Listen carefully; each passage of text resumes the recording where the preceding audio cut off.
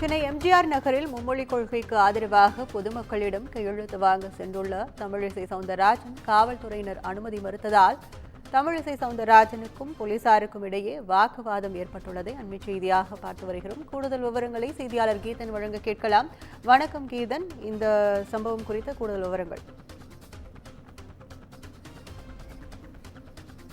பாரதிய ஜனதா கட்சி தமிழகத்தில் சமக்கல்வியை தமிழக அரசு அமல்படுத்த வேண்டும். அந்த வகையில் மும்மொழி கொள்கை அமல்படுத்துவதான சமூக கல்விக்கான ஒரு உண்மையான நோக்கமாக இருக்கும் என்ற கருத்தை முன்வைத்து கையெழுத்து இயக்கத்தை தொடங்கியிருக்கின்றார்கள். நேற்றைய தினம் அந்த கையெழுத்து இயக்கம் என்பது பாஜக மாநிலத்தில் அண்ணாமலை தொடங்கி வைத்தார். இதனைத் தொடர்ந்து இன்று கே நகர் எம்ஜிஆர் நகர் மார்க்கெட் பகுதியில் முன்னாள் தமிழக ஆளுநரும் முன்னாள் பாரதிய ஜனதா கட்சி மாநில தலைவருமான தமிழிசை சவுந்தரராஜன் தொண்டர்களிடம் பொதுமக்களிடம் கையெழுத்து பெறுவதற்காக வந்திருந்தார். ஆனால் காவல்துறை அவர் பொதுமக்களிடம் இந்த மும்மொழி கொள்கையை வலியுறுத்தி கையெழுத்து பெறுவதற்கு அனுமதி மறுத்தது.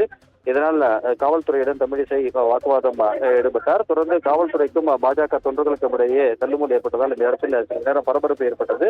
அதனைத் தொடர்ந்து காவல்துறை வாகனங்களை கொண்டு வந்து நிறுத்தி அவரை கைது செய்ய போவதாக காவல்துறை தரப்பினர் தெரிவித்தனர். ஆனால் அவர் வாகனத்தில் ஏற மறுத்துவிட்டு கையெழுத்து பெற்ற பிறகே தான் இங்கிருந்து நகர்வேன் என்று சொல்லி தொடர்ந்து அவர் இந்த இடத்தில் நின்று கொண்டிருக்கிறார். அவரை சுற்றி காவல்துறையினர் அரணாக நிறுத்தி நின்று அவர் கையெழுத்து பெறாத வகையில் தற்பொழுது தடுத்து நிறுத்தி இருக்கின்றார்கள். இதனால் இந்த பகுதியில் தற்பொழுது பரபரப்பு நிலவுகிறது.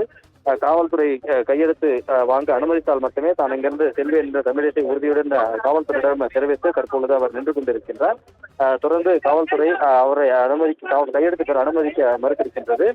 தொடர்ந்து காவல்துறை பாஜகவினருடன் பகுதியில் தள்ளுமுள்ளோடு ஏற்பட்டதால் இந்த பகுதி பரபரப்பு நிலவுகிறது. தொடர்ந்து தற்பொழுது இந்த தமிழகத்தை முழக்கங்களை எழுப்பி காவல்துறை தன்னை கைது பெற அனுமதிக்க வேண்டும் என்ற கோரிக்கையை வலியுறுத்தி அவர் தற்பொழுது காவல்துறையிடம் பேச்சுவார்த்தை நடத்துகிறார். விவரங்களுக்கு நன்றி கீதன்.